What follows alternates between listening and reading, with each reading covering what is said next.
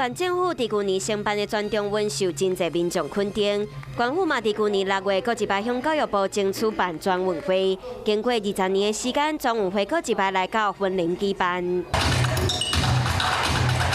我非常开心哈，也非常恭喜我们所有云林县乡亲，因为我们顺利争取到睽违20年的全国运动会。云林县政府嘛真感谢各界肯定，未来除了会完善运动场的设备和品质，嘛继续加强对优秀选手的训练，搁有奖励机制。